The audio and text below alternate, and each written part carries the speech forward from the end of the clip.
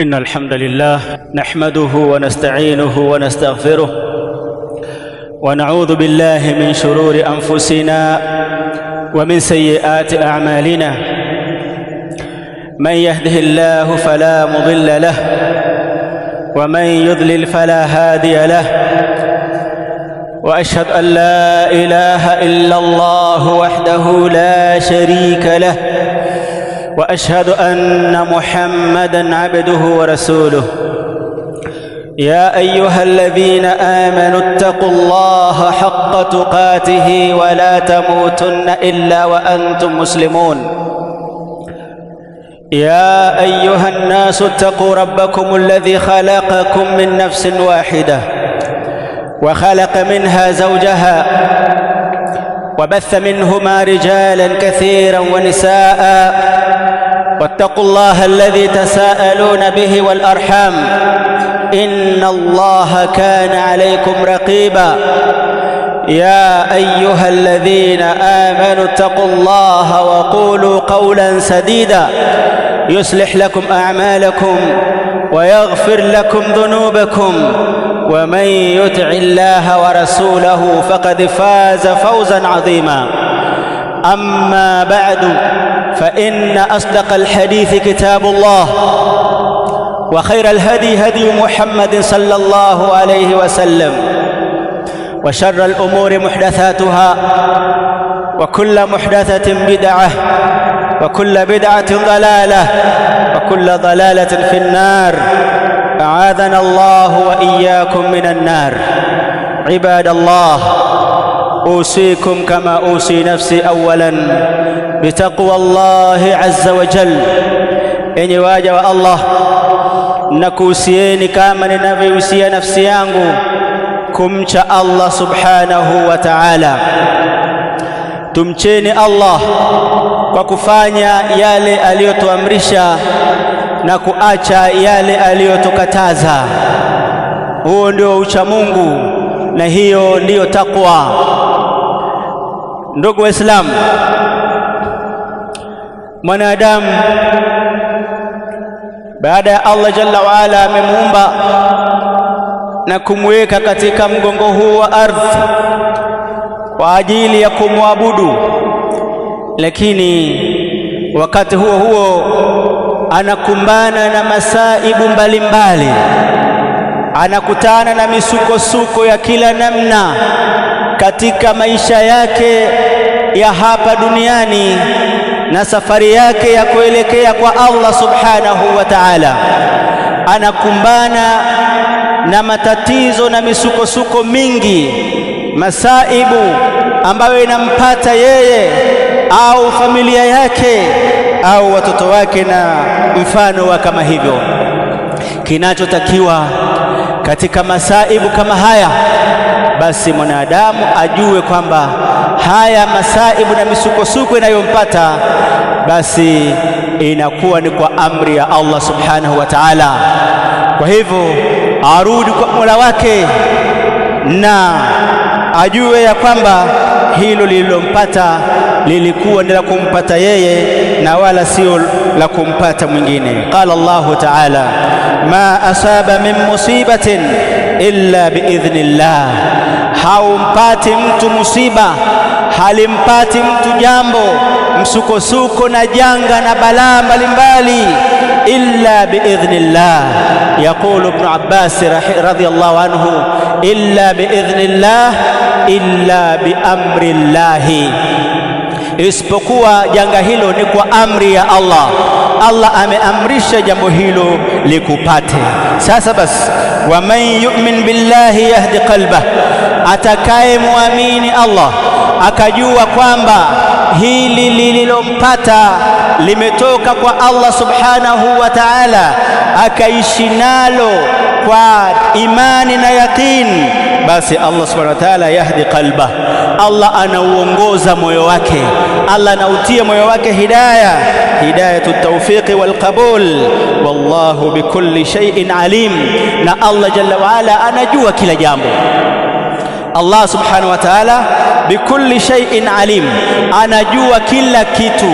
Kwa hivyo yatakikana tujue ya kwamba yale masaibu mbalimbali yanayotupata hayatoki kwa yeyote isipokuwa ni kwa amri ya Allah subhanahu wa ta'ala.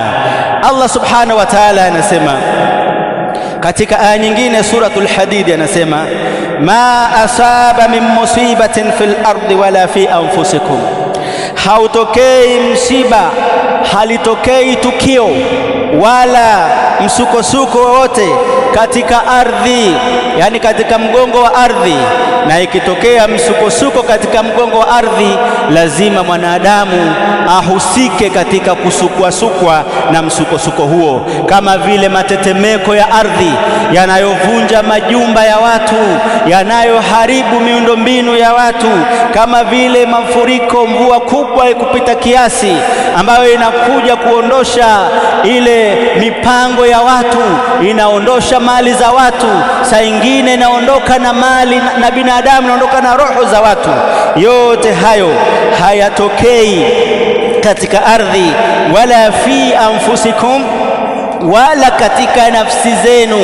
Ukapatwa wewe katika nafsi yako wewe kama wewe, ukapatwa na masaibu mbalimbali, ukapatwa na maradhi, ukapatwa na umaskini wa kupindukia, ukapatwa na matatizo mbalimbali, bali ukaondokewa na kiungo katika viungo vyako, viungo muhimu ambavyo havina spare na hakuna mahala pa kwenda kununua kiungo hicho, kikakuondokea katika nafsi yako au katika familia yako, mkeo, wanao, wazazi wako, ikawa umepatwa na masaibu kama hayo, illa fi kitabin min qabli an nabraaha, isipokuwa jambo hilo na hilo tatizo lililokupata na hilo lililotokea katika ardhi, shida mbalimbali, misukosuko ya hali ya juu iliyotokea katika ardhi, inakuwa katika kitabu tayari, ishaandikwa katika lauhul mahfudh kabla hajaliumba Allah subhanahu wa ta'ala.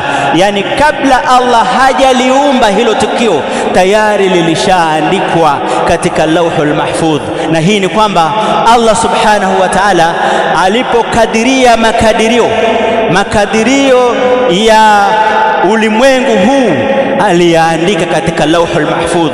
Aliamrisha kalamu iandike katika lauhul mahfudh kwamba kutatokea mambo haya na haya na haya, wanadamu wataishi katika hiyo ardhi kwa mfumo huu na njia hii na hivi na hivi, yatawapata haya, yatawasibu haya na haya na haya. Allah subhanahu wa ta'ala alishayaandika tayari. Sasa ikishafikia muda wa kutokea hilo tukio, hilo jambo, sasa Allah jalla waala anaamrisha litokee, analiumba, linatokea. Na hapa ndipo inakuja yale maratib na zile daraja za qadar katika makadirio ya Allah subhanahu wa ta'ala, ambapo maratibul qadar ni yako manne. Al-ilmu wa huwa ilmu Allah subhanahu wa ta'ala bima kana wa bima yakunu wa bima sayakun, ni kule Allah jalla waala kujua yale yote yaliyokuwa na yatakayokuwa na yale yanayokuwa, Allah jalla waala akayajua yote. Thumma baada dhalika inakuja martaba ya alkitaba, kuyaandika yale ambayo Allah jalla waala ameyajua kwamba yatakuwa, akaamrisha kalamu ikayaandika. Alafu inakuja jambo la tatu ambalo ni mashia na maamuzi. Allah anataka sasa lile jambo ambalo liliandikwa kwenye lauhul mahfudh liwe, aliandika litokee tukio fulani katika ardhi, lishaandikwa, sasa anataka liwe. Akishataka liwe, analiumba, na hiyo ni marhala ya mwisho ya nne ambayo inaitwa al-khalqu wal-ijad. Analiumba hilo tukio, linatokea.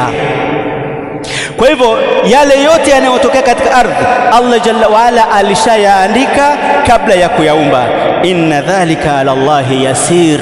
Wewe kwa akili yako ya kibinadamu unaweza ukaona hayo ni mambo magumu, ni mambo mazito, lakini hayo kwa Allah subhanahu wa ta'ala ni mambo mepesi sana. Hao ni mambo rahisi kwa Allah subhanahu wa ta'ala. Hakuna lililogumu mbele ya Allah subhanahu wa ta'ala, bali kinachotakikana sisi pale ambapo inapotokea masaibu mbalimbali, ukakumbwa na shida na matatizo na misukosuko mpaka ukaona kana kwamba dunia imekulemea wewe, basi natakikana ujue kwamba uwe kama alivyoambiwa Mtume sallallahu alaihi wasallam aseme, qul lan yusibana illa ma kataba Allahu lana, sema waambie hao. Na hii ilikuwa ni wanafiki, walikuwa wanawacheka Waislamu kwamba eti wameumizwa kwenye vita, wamefanywa kadha, wamefanywa hivi na vile. Allah akamwambia Mtume sallallahu alaihi wasallam, sema ewe Muhammad, lan yusibana illa ma kataba Allahu lana, halitupati sisi jambo isipokuwa lile ambalo Allah subhanahu wa ta'ala ametuandikia. Kwa hivyo lililotupata ni lile ambalo Allah subhanahu wa ta'ala ametuandikia. Huwa maulana, yeye ndiye msimamizi wetu.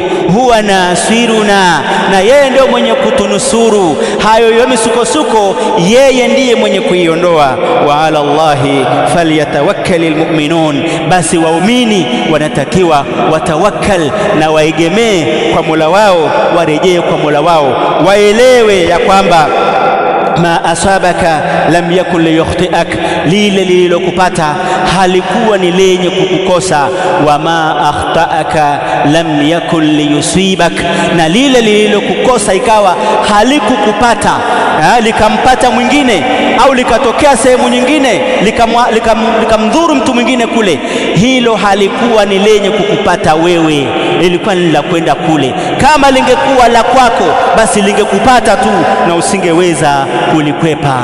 Lakini pamoja na hayo, haya masaibu na hii misukosuko ambayo inayompata mwanadamu katika maisha yake ya hapa duniani, basi Allah subhanahu wa ta'ala endapo atakuwa ni mwenye kuvumilia, akawa ni mwenye kuishi nayo na kujua kwamba haya yanatoka kwa Allah subhanahu wa ta'ala, basi inakuwa ni sababu ya mja huyo kufutiwa makosa yake, kama ilivyo katika hadithi sahihi. Anasema Mtume sallallahu alaihi wasallam, walladhi nafsi biyadihi ma yusibu almu'min min nasabin, mu'min hapatwi na tatizo lolote, wala wasabin, wala shida yoyote ile, maumivu, shida na hali na hamu na zozote anazopatwa nazo mwanadamu, wala hammin, wala mawazo ya kuumiza akili, wala huznin, wala huzuni haimpati mwanadamu, illa kaffara Allahu anhu biha min khatayahu, isipokuwa Allah jalla waala humsamehe na kumfutia makosa yake kutokana na hilo janga lililompata, hilo tatizo lililokupata. Allah subhanahu wa ta'ala anakufutia na makosa, anakusafisha, unakuwa safi. Hata shauka yushakuha, hata mwiba ambao unamchoma mtu akawa anapata maumivu ya kuchomwa na mwiba, basi inakuwa ni sababu ya yeye kufutiwa makosa na Allah subhanahu wa ta'ala. Allah tujalie tuwe ni wenye kusikia maneno na kufanyia kazi yale yaliyo mazuri.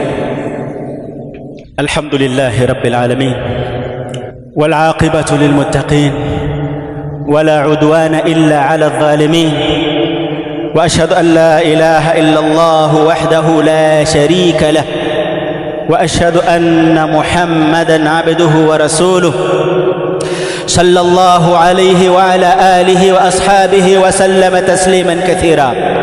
أما بعد، فيا معاشر المسلمين، أوصيكم كما أوصي نفسي بتقوى الله عز وجل. Enyi ndugu Waislamu, nakuhusieni tena kwa mara ya pili kama ninavyohusia nafsi yangu kumcha Allah subhanahu wa ta'ala. Tumcheni Allah, tumwogopeni Allah. Hakika Allah ni mkali wa kuadhibu wale wanaomuasi, wale wanaovunja maamrisho yake. Kwa hivyo tumcheni Allah subhanahu wa ta'ala. Ndugu Waislamu, baada ya kuwa mwanadamu anapatwa na masaibu mbalimbali, kinachotakikana ni kurejea kwa Allah subhanahu wa ta'ala, kukithirisha toba na istighfari kwa wingi.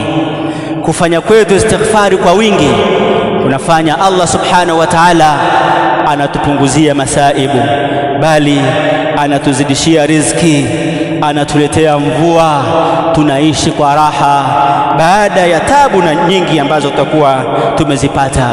Nabiyullahi Nuhu alayhi salam anasema katika suratu Nuh, anasema faqultu istaghfiru rabbakum, nilisema kuwaambia watu wangu takeni msamaha kwa Mola wenu. Na hili likanakiliwa kwenye Qur'ani, ikawa tunaambiwa sisi istaghfiru rabbakum, takeni msamaha Mola wenu, innahu kana ghaffara, hakika yeye Mola wenu amekuwa ni mwingi wa msamaha, anafuta madhambi yote muda wa kuwa umetubu na umekoma, umerejea kwake. Innahu kana ghaffara yursilis samaa alaykum midrara, atateremsha mvua juu yenu kwa wingi baada ya nyinyi kurudi kwake kwa kuleta istighfari, kwa kuleta toba na kuomba msamaha kwa wingi. Allah atawaletea mvua kwa wingi, tena mvua zenyewe sio zile mvua zenye madhara, bali mvua zenye baraka, mvua zenye neema, zenye kuotesha majani, zenye kuotesha mimea, watu wakafurahi kwa mvua hizo. Wayumdedekum bi amwalin wa banin, na atakuzidishieni, atakuongezeeni mali katika mali mlizoko nazo, Allah atakuongezeeni katika mali zenu hizo. Wabanina, kadhalika atakuongezeeni watoto ambao ndio mnaowatafuta kwa juhudi zote, na siku zote watu wanahangaika kutafuta watoto, bali wakishawapata wanahangaika kuwalea. Utamkuta anakuambia ni watoto bwana, watoto bwana, hasa miezi kama hii, ukimshika mtu anakuambia watoto, watoto, hali ngumu, watoto. Naam, wayaj'al lakum jannatin, atakuwekeni mabustani, kwa maana mashamba yenu yatanawiri, yatakuwa mazuri ya kupendeza. Wayaj'al lakum anhara, na atakuwekeni mito itakuwa inatiririsha maji, mtaishi kwa raha. Na hii ni natija ya nyinyi kurudi kwa Mola wenu kwa kuleta istighfari kwa wingi, na hayo ndio matunda ya istighfar.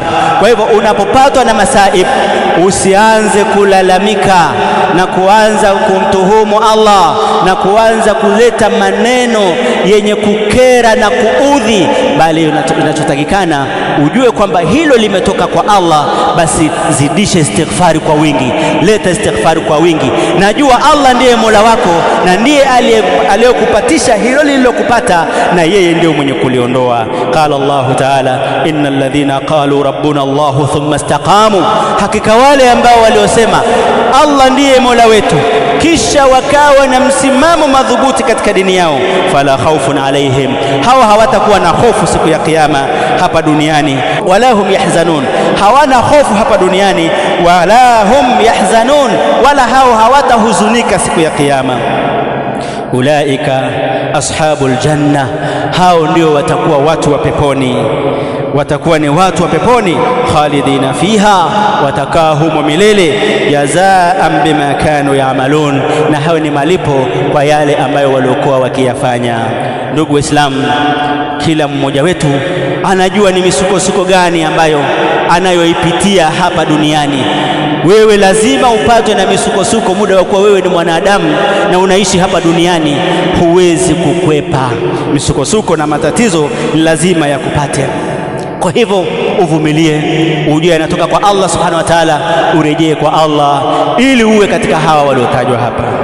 Hapa kuna tambihi ambayo yatakikana tuwatanabahishe Waislamu katika mimbari hizi kwamba sisi ni Waislamu na sio kama Waislamu, bali Waislamu.